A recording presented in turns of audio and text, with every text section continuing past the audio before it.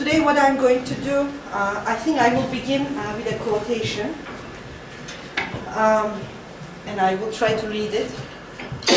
Whatever the changes, disasters, or neglect, whatever progressive or felicitous stages Bursa might have gone through, it has always preserved the spirit of its formative age. It conserves with us through it and preserves its poetry. This is taken from Ahmet Hamdi Tanpınar's Five Cities, or in Turkish as we know it, Beş Şehir. And in this quotation, written in the mid-1940s, the Turkish novelist, poet, and essayist Ahmet Hamdi Tanpınar posits that Bursa is an Ottoman city whose Ottoman identity lies in the city's 14th century spirit. And for Tanpınar, again, the city of Bursa, beginning at its conquest in 1326 to the fall or the conquest of the city of Constantinople in 1453, preserved, evolved into a city that was Turkish and Ottoman to the marrow.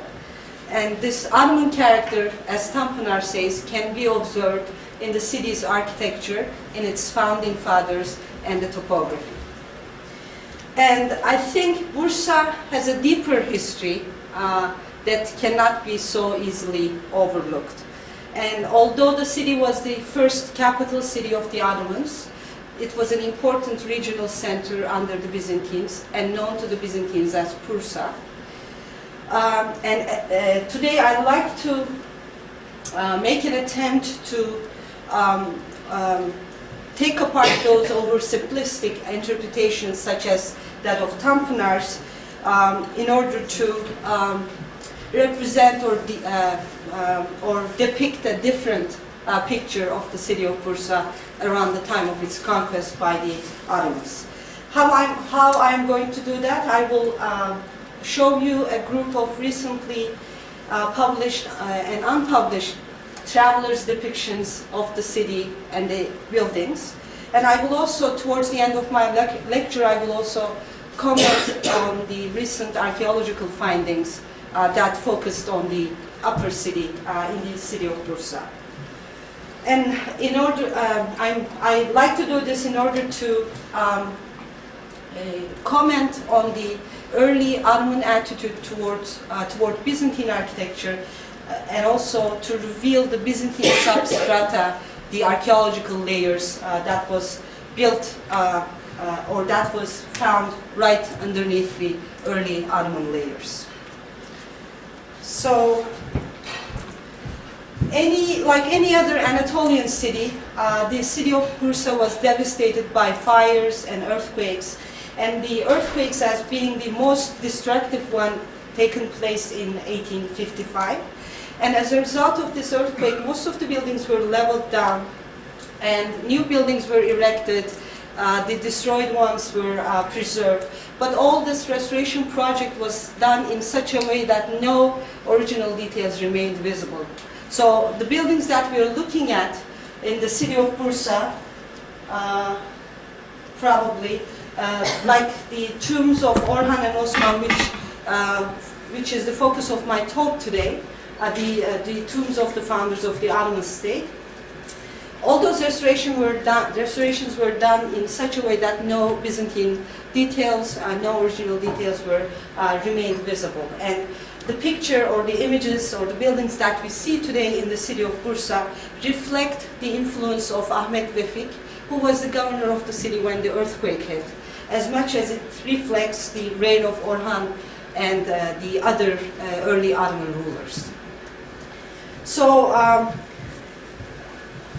and again, as I told you, this slide shows the tomb of Osman and Orhan. And if we follow the words of the travelers' accounts and Ottoman chronicles, we'll see that these two buildings were actually Byzantine buildings, monastic buildings, and they were turned into mausolea for the founders of the Ottoman state when they conquered the city.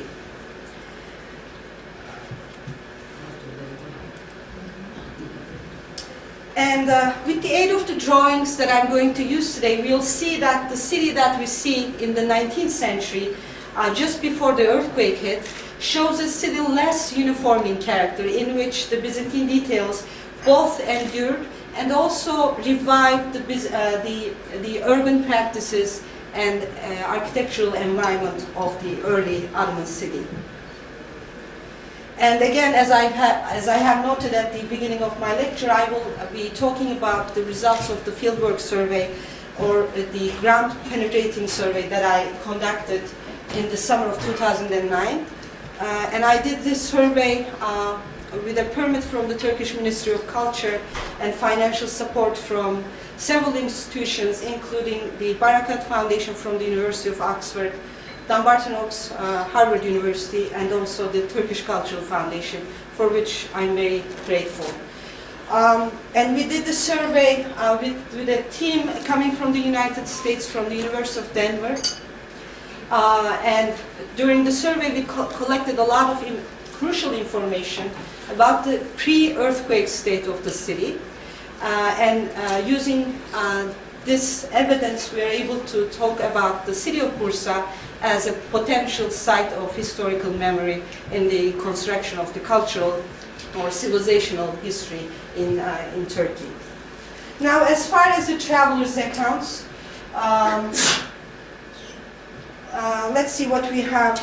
There are numerous reports on the history of the city depicted by the travelers, and those travelers are Charles Texier, Hercule Catenacci, Jean-François Cassat, Jean Covell, and also Carl Gustav Flaminia. Those are really important for us because, you know, they talk about the city in the pre-earthquake state, and they talk about the Byzantine remains as well as the early Ottoman remains. And they also tell us how the Byzantine buildings would have looked in their original form. Among those visual sources, the major traveler that I'm going to focus on is going to be Carl Gustav Flaminia, a Swedish diplomat and artist who traveled Bursa and its delightful surroundings in 1824 and 1826.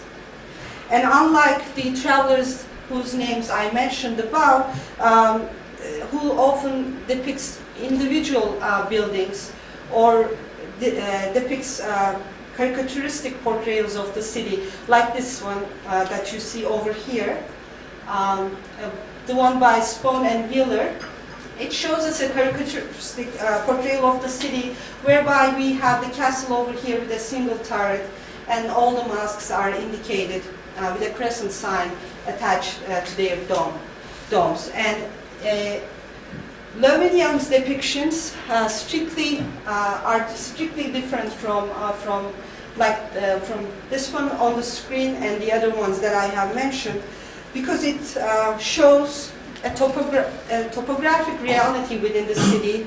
It also gives us a hint about the social, natural, and cultural landscape of the city.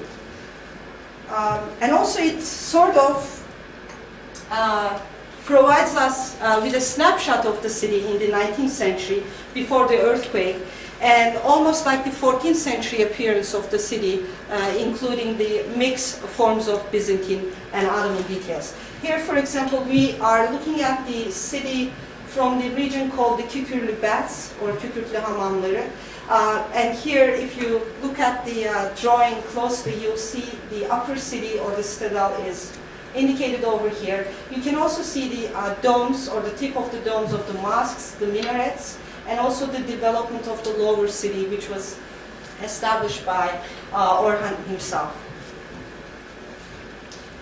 And especially those travelers' accounts, and the central one being the ones by Lövenian, we are able to see the patterns of the Ottomanization in the city. And I believe that the Ottomanization was a twofold project for the Ottomans. In the first stage, they directed their interest to the previous monument, to the Byzantine monuments in the city, and they reused them. Either they turned them into mosques or mausolea. In the second step, they revived this urban scheme or urban fabric by adding new structures like mosques, caravanserais, and khans. But at the same time, they also highlighted the earliest layers, like Roman and Byzantine layers, by either directly copying the construction techniques or mimicking the Byzantine construction techniques in the construction of their new buildings.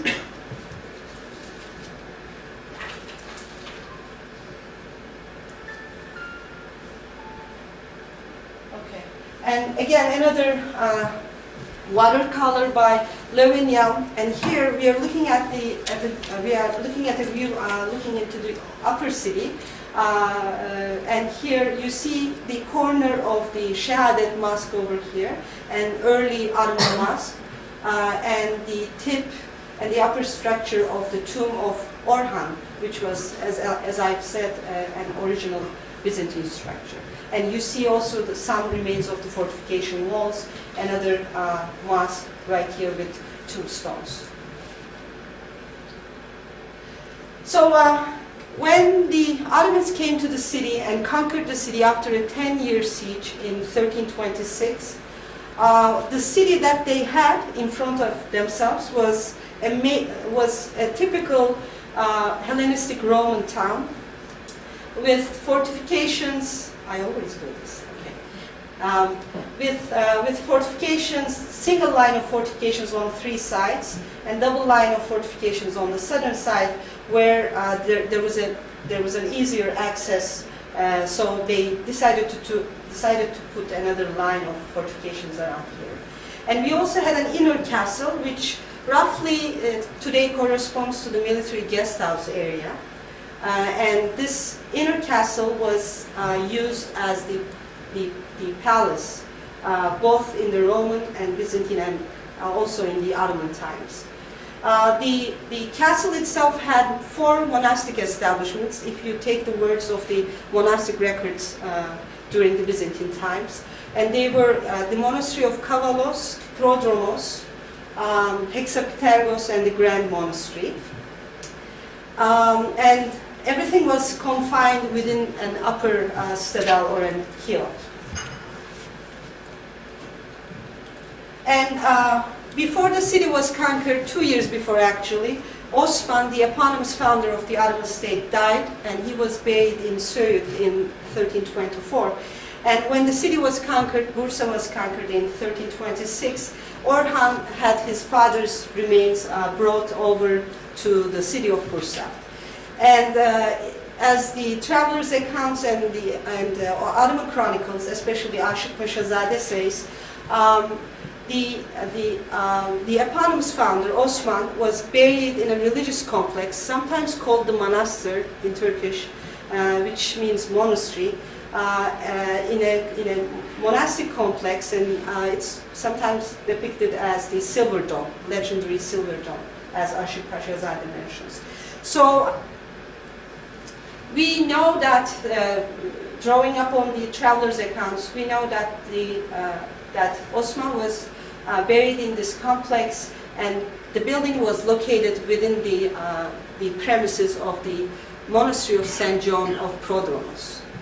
And the image that you see over here is another watercolor by Flaminia, done in 1827. It shows a building with a circular plan, and I have another drawing done by Texiye with a floor plan as well as an elevation drawing. And it shows us a building that at first glance recall the plans of the Roman temples or early Christian baptistries or mausolea. And here, for example, we have a domed center rose from an arcade carried by 8 pairs of columns, and it has a narthex at the entrance.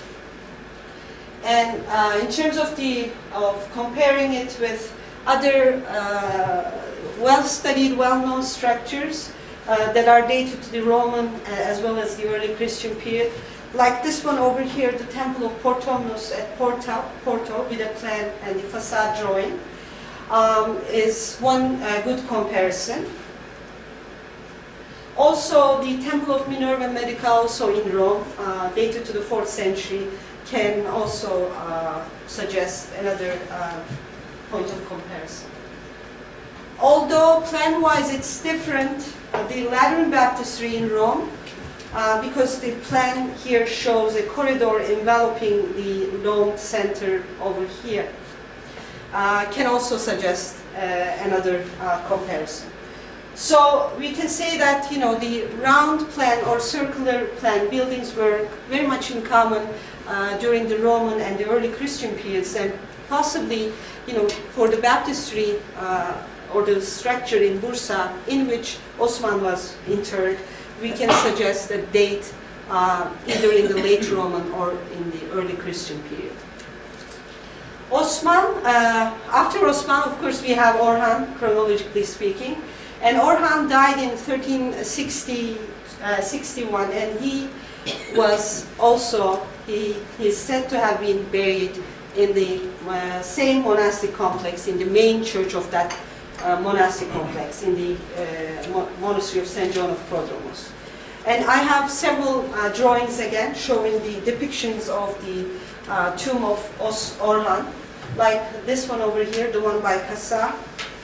Especially with the dome, you see the eastern facade of the church with the side apses and the main apse. And if you look at it closely, you will see the minaret of the Shahadat Jami, one of the domes. Also by Löwenjam, although probably it was unfinished, again shows the church in which Orhan was buried. And I have one last example from by Catenacci, also shows the mausoleum of Orhan. They all, these drawings, all of them, hint at a plan that in architectural history we can date it to the middle and the late Byzantine period during the Byzantine Empire. Like this church over here, the church of Theotokos, from the monastery of Hosius Lucas, dated to the mid-10th century. The church over here can be a good comparison in terms of the use of the high dome and the eastern facade. And also a later example, the Church of the Holy Apostles in Thessaloniki, mid-14th century church, can also be a good comparison.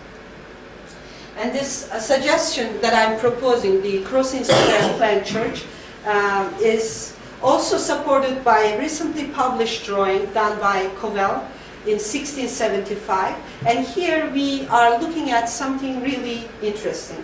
First, we are starting to see a basilical church that is a rectangular planned early Christian church. And then on one part of the church, on the eastern part, we see that the size of the church was reduced at some point in its history. And this is a common practice in Byzantine architecture in the Middle Byzantine period. And this plan over here, what we can call the crossing square church, is indicated with the insertion of 4 columns, projecting eastern apse and 2 side apses.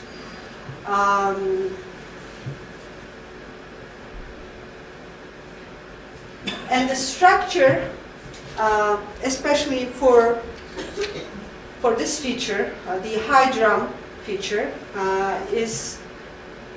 recalls several examples, Lascari examples from the island of Chios, like the Church of Holy Apostles in Pyrgi, dated to the mid-13th century. You see the drawing by Kassa and the high drum church of the Lascari period. And the appearance of the eastern facade also can be compared to another Lascari church, this time from western Anatolia, from the Latmos Lake or Bafa Gölü. Church 8 on Kahve Asar Adası, the depiction of the facade is similar. Or another point of comparison can be gathered from the city of Constantinople, from the monastic south church of Constantine Lips over here, dated to the 1282.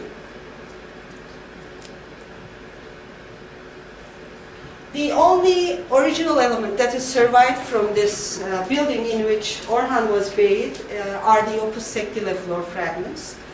And I will be showing you 1 or 2 details from the panel. and I will also show you one of the drawings. And if we follow out the plan of the, or the allocation of the panels, we would imagine that there is a pattern, all those square panels intimated pattern that would recall a cruciform design, one here, another one here. You see the remains of one panel, and on the other side there should be one last panel. So, and one major problem with the decoration or the allocation of these opusectile panels is those small panels right here, this one and that one. And if you study the technique or the technique of execution or the style, you would see that they are different from the bigger panels, and this would hint at a different execution date or refurbishment date within the history of the building when it was used as a Byzantine church.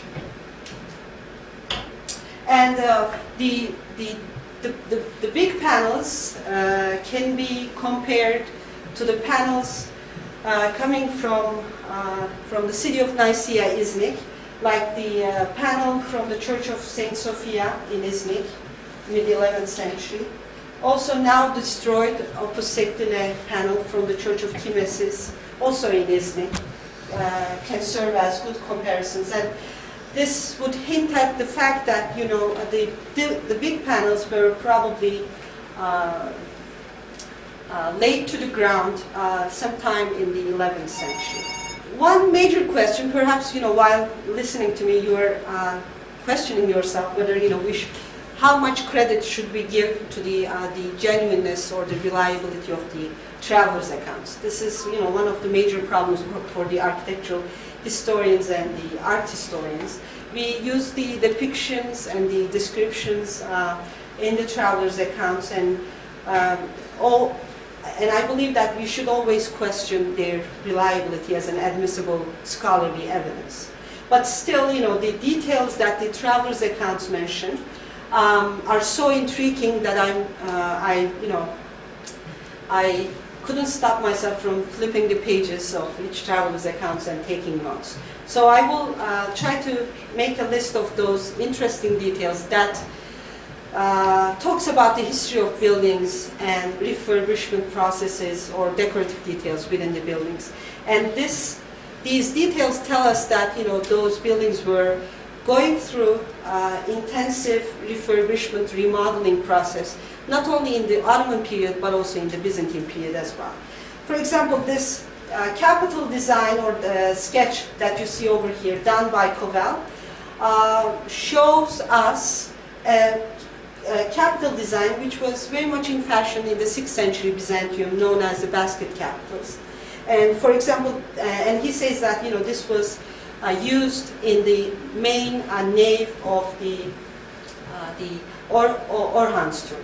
And when we take the decoration or study the decorative details on the capital, we might also see that we can compare this capital with other capitals that we find in Bithynia, in Bursa and its surroundings. For example, this capital comes from the excavations in the city of Pythia, modern-day Yalova. Shows us a basket capital, very much like the one that you see in Bursa.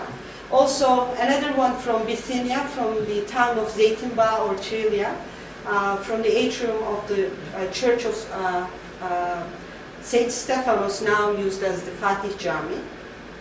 This is also a 6th century reused capital in a 9th century Byzantine church.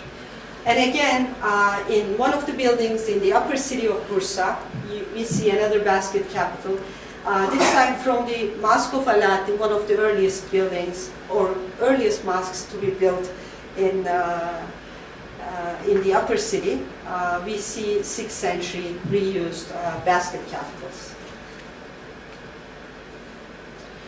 Other details, like this funny arrangement over here, it shows a synthronon, and synthronon is an architectural term that is given to the seating arrangement reserved for the clergy in the main apse of the church, and it is something that you can only find in the early Byzantine churches. from the Middle Byzantine period on, you stop seeing the citronon. And this also tells us that, you know, the building that Orhan was interred, again, you know, probably was built in the early Christian period because it included a citronon in its apse. Another detail, one of the things that I have mentioned, like the crossing square plan, which was reduced from a basilical plan, like the Comel's sketch. Also other details, for example, some travelers, I think it was Thomas Smith, he talks about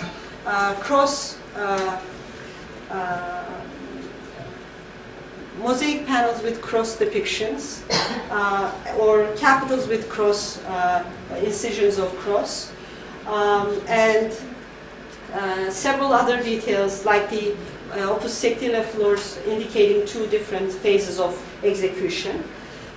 They all show us that these two buildings were actually built next to one another, or they were in fact conjoined buildings. And here I'm again showing you Lovenium and Catenacci, and these two drawings show us that these buildings were indeed conjoined.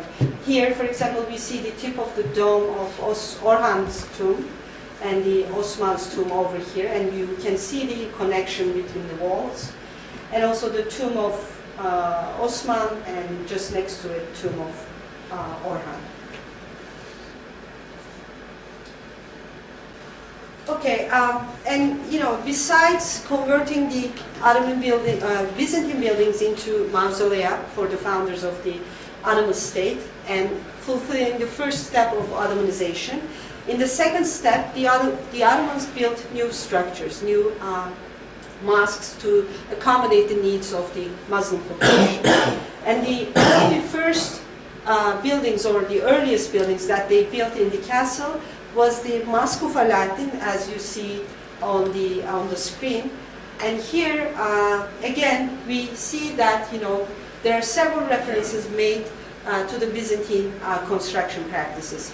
Although they were building new structures, in the construction they were using Byzantine construction techniques. What do I mean by that? If you look at the round window openings over here, which probably escaped the 1862 restorations. You see one of the screening of the windows over here and another one right here. And this is the southern wall of the mosque. Here we see a decorative brickwork, and this is something that was specific to the late Byzantine churches or wall masonry. So again, we see the continuation of the wall construction or Byzantine wall techniques in the newly built Ottoman buildings.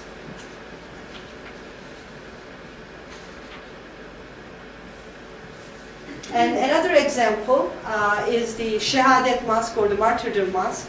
It was built during the reign of Murad I.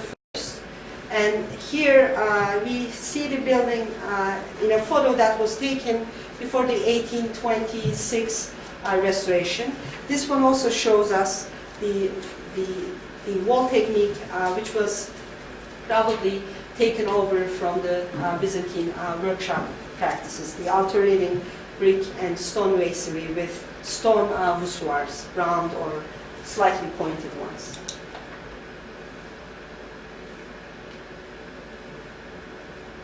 Not only the Ottomans converted Byzantine buildings into mausolea or built new mosques to accommodate the needs of their populace, but also they accommodated other structures within the stada. And this one, one of the first things that they have reused was the palace that I have noted out at the beginning of my lecture. And also they reused the city walls and the city gates for quite some time in order to protect themselves, not only protect themselves, but maybe physically indicating or delimiting the perimeters of their upper city. Here, just to show you one of the Levinyan's drawings. This one shows us the detail of one of the buildings in the palace with the chimney and the rest of the fortification walls here. And again, you put this one in order to show you the outlook of the citadel and the city walls with the rest of the city. And of course, if we look at the Levinyan's drawings that shows the buildings in their natural environment, and if we follow up the travelers' accounts, Ottoman chronicles, we see that what the Ottomans were trying to do was to create or was to reuse the Byzantine city in its first step, and then slightly going out of the city, upper city, and establishing new neighborhoods or habitation points on the outskirts of the citadel. And this is actually what they did as early as the reign of Orhan in the 1340s. They moved out of the citadel and they established a new complex known as Orhan's Külliye, social religious complex, which included schools, khans, bathhouses, mosques, and convents as well. And then two other sultans who are succeeding Orhan, Murat I. Murat I, for example, goes to the western part of the town where the hot baths are in common or in abundance, and he establishes spa city and his külliye. And Beyazıt I, as opposed to Murat I, he goes to the eastern part of Turkey, eastern part of Bursa, and he establishes his külliye. And in a way, each sultan tries to strengthen his connection with the upper city by acknowledging the presence of the upper city, as well as establishing new parts, new neighborhoods in the city, whereby they had a chance to revive the commercial and social life. And in a way, although they protected the ceremonial access and the presence of the upper city, they made the upper city less central to the commercial and social activities within the city. So it almost becomes like a holy or sacred center, or the first city that they have encountered or established in the early 14th century.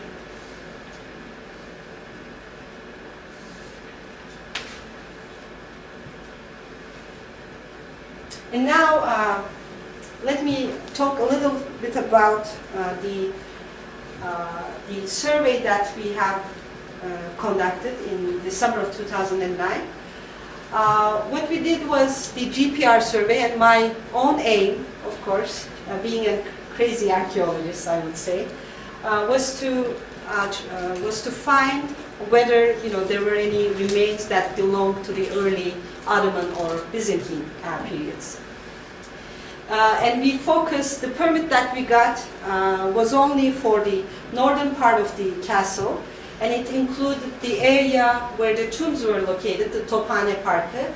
It also included the schoolyard over here, and the military guest house, which again corresponds to the palatial remains. Another schoolyard over here, and the tea gardens. So if you follow the orange line over here, you would see the area that we have surveyed. And in the survey we used the Gpr technology, and in the Gpr technology you use a computer and an antenna, and you send signals down to the earth, and depending on the nature of the deposit or the layer or the buried segment, you get signals back to the machine, sent back to the machine, and then you download everything to a computer, and then the computer comes up with, first with vertical profiles. Let me show you one. Maybe I should use this one for a change. Okay. First, the computer comes up with vertical profiles in which you see the sediments or the buried segments within the soil. And of course, I'm not a specialist in GPR or geomorphology. That's why I decided to work with the team from the University of Denver. They are the ones who can identify whether the segment or the layer that we are looking at has any wall or building remains, or let's say any pit or skeletal remains and so on. So they first read the vertical profile, and then in every 15 or 30 centimeters, depending on the concentration of the layers, they come up with horizontal profiles, okay? Like these ones over here. For example, this one starts from 0.5, 0.6 to 0.9, and it goes all the way down to 2.3 to 2.5 meters in depth. Let me go back.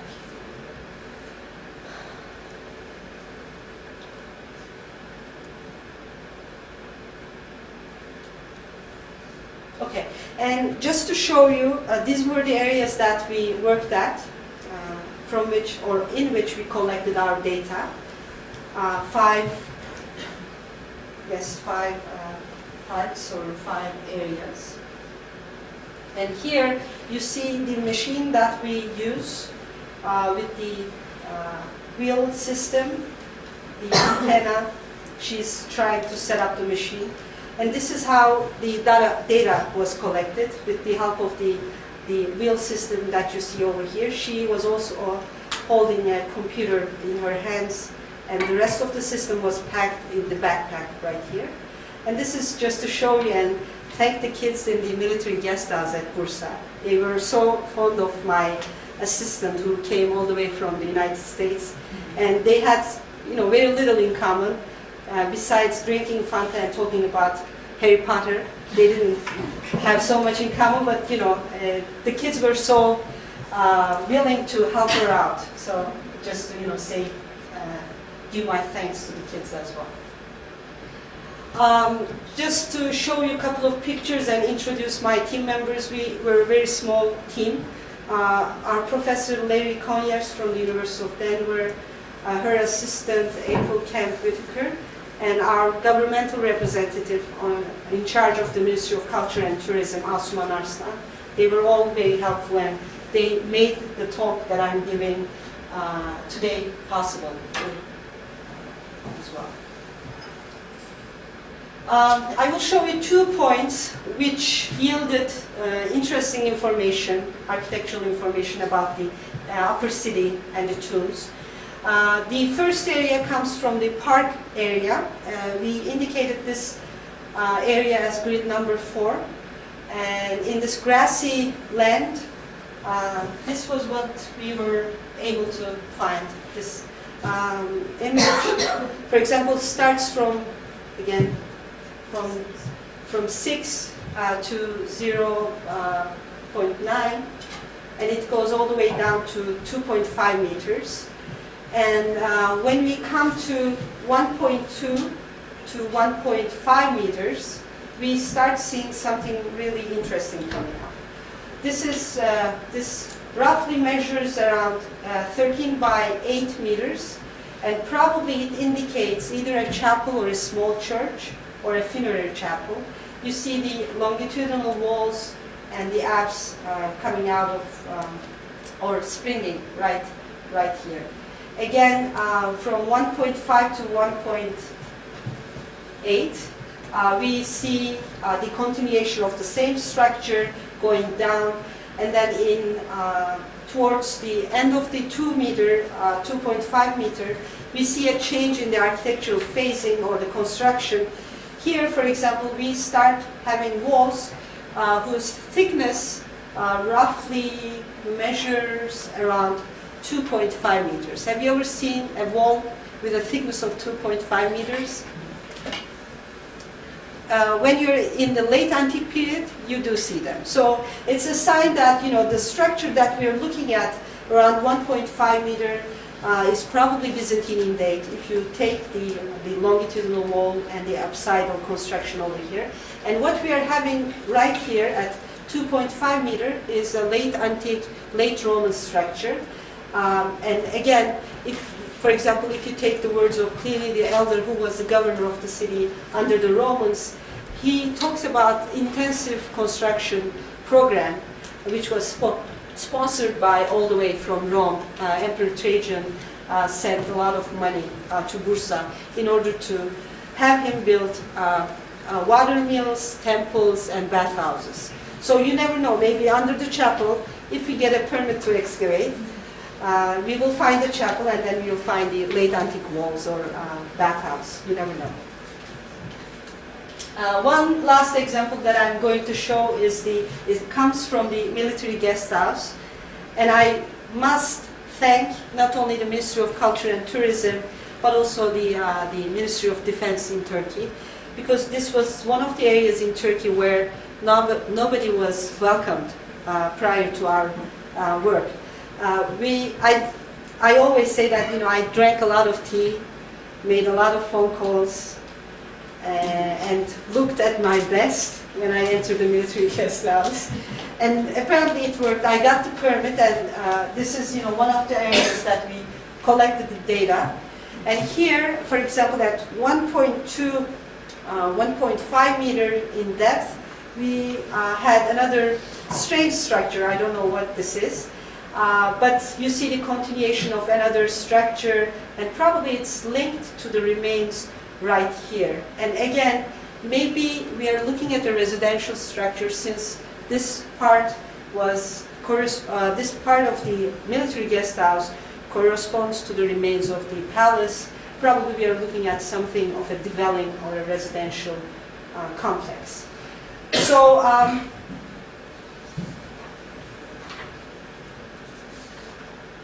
so what we are aiming to do for this summer and the summers, many summers to come, I must say that what I'm trying to show, or what I have shown already, is only a start. I believe that I have a long way to go. This year I have applied for a permit which would allow me and my team to go and excavate in the points of interest where the radar yielded really or revealed crucial information. And then after working or excavating for 5 years, we will turn everything into an archaeological park. The part that I have noted as the northern tip of the castle will turn into an archaeological park. And this is something that I have been working with my colleagues at Bahçeşehir, since I work at the Department of Architecture and Design. Although I'm an archaeologist, they welcomed me. So they are working on an archaeological park project which would really turn everything into, all of the remains into a more coherent way, making a link between the past of the city, or glorious past of the city during the Byzantine and the Ottoman times, and also the present of the city, which happens to be one of the most beautiful cities in Turkey. So, I hope to work more and dispel the myths associated with the city of Bursa as an early Ottoman city, late Byzantine city. And I thank you all for your patience.